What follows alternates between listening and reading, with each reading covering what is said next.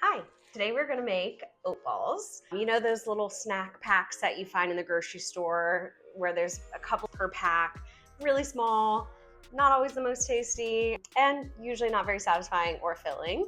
Well, today we're gonna make our own that I personally think are really delicious. And the best part about them is you can make them however you want. With a recipe like this, it does require a little bit of planning because you do need to plan in advance when you're going to actually make these oat balls.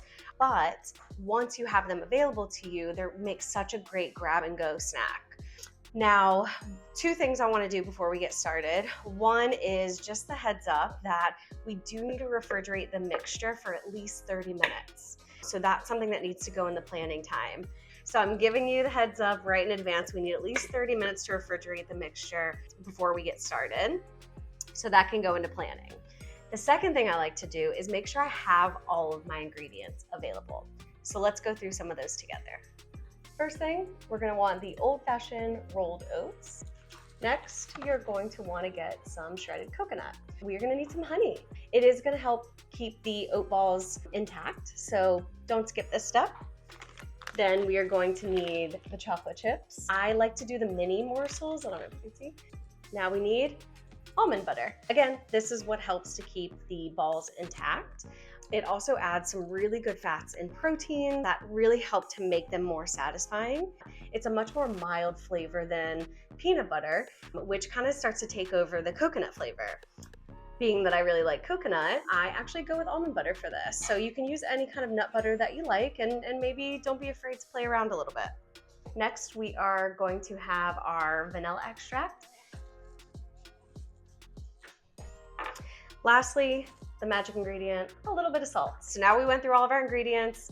Hopefully we have it all out on the table. The equipment you're going to need is a mixing bowl, preferably a large one, depending on how much you're making, and a spatula or a spoon or your hands. Doesn't really matter. You could also totally just eyeball however much you want.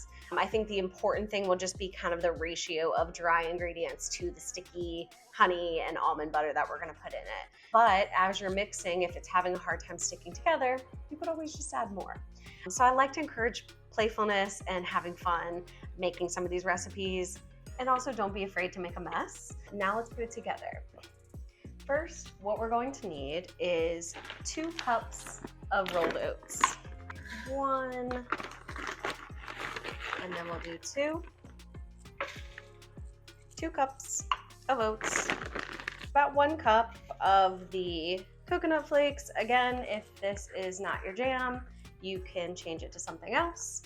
So we do need some almond butter. We're gonna need about 1 cup. And I will be honest with you guys, something sticky like this, I will actually just eyeball it. It just makes cleaning a little bit easier. So this is about 1 cup. Let's see, maybe we can estimate how much is gonna be about 1 cup. I would say that's about 1 cup. We need to do the honey. We need 2/3 a cup. Again, I'm gonna eyeball because it's very sticky. So maybe that's about 1/3. We'll do 1 more. Okay. The honey is gonna really help stick everything together, so do not skip that part. Next, we have our chocolate chips. I like to do 1 cup of them. You can see the little mini morsels. Now, this is one thing I will measure, vanilla extracts. I find if you ever accidentally do a lot of it, it can be very overpowering. So this is going to be 2 teaspoons, so 1. Look at that. Wow, that was great. And then lastly, we are going to do a little bit of salt, just a pinch. Now we're gonna mix it.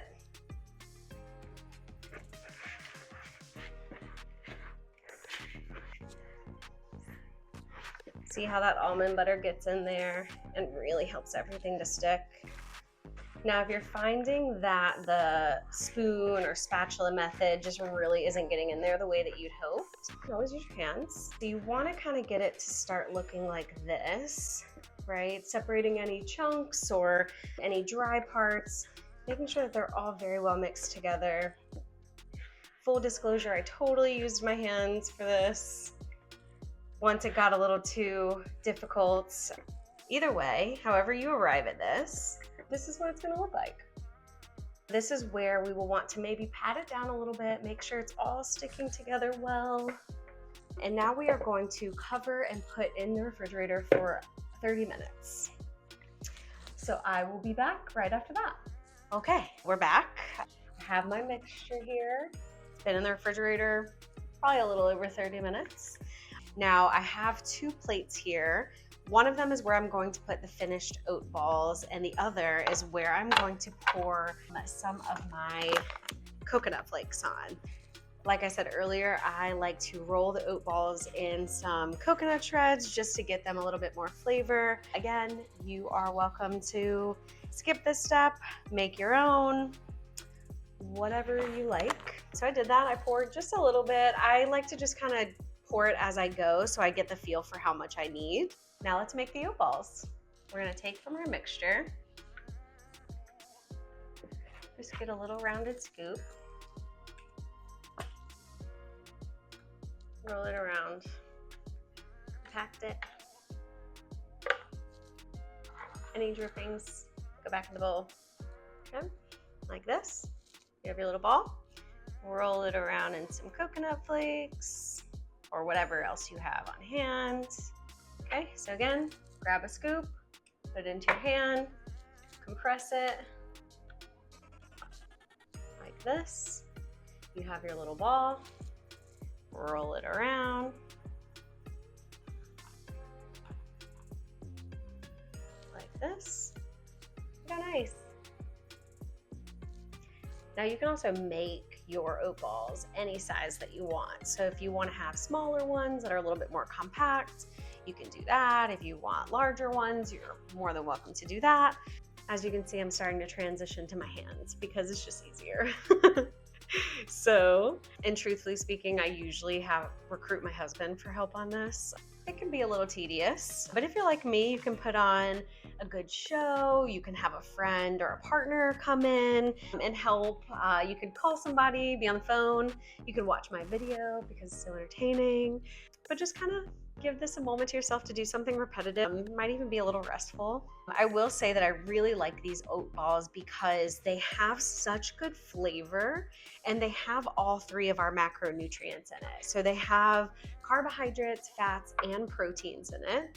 That's what makes it so satisfying and filling. It's what really helps is having these balls on hand to take with you early in the morning on the way to work or school, to bring in your backpack if you want to put them in little bags or little Tupperware containers for snack in between classes or in between meetings or on your break. Because there's something about having a snack that just kind of disappears from a lot of people's schedules.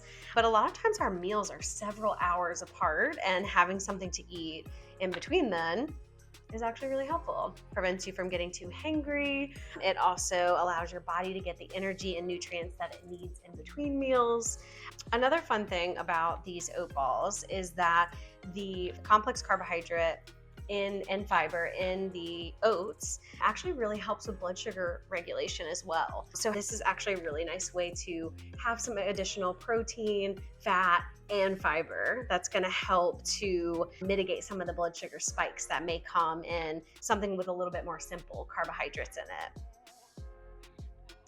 One last thing I'll add. So I know I was mentioning that these oat balls are the chocolate coconut flavor, and that's because that's what I like. And I kind of mentioned that you could make your own flavors, right? And you can really get creative with that. Well, I'll let you in on a little secret. My husband and I actually found this recipe through ChatGPT. Yeah, not a big AI girly, at least at the time of making this video, but I thought it was pretty cool because we were looking up an idea for oat balls because we actually did get the ones at the grocery store and we just didn't find them really satisfying, and I don't know, some of the flavors weren't really doing it for us. So we looked up how we could make our own.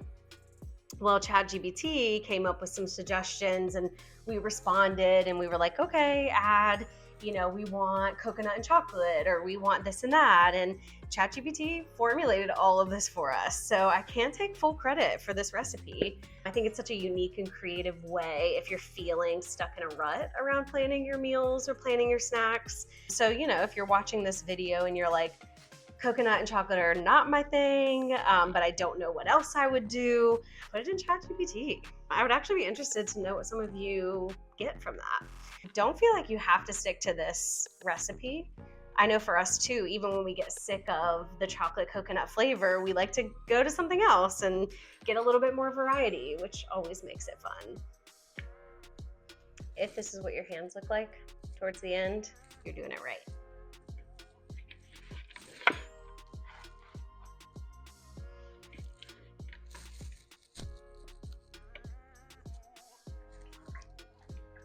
Okay, we have our coconut chocolate oat balls. Let's see how they taste.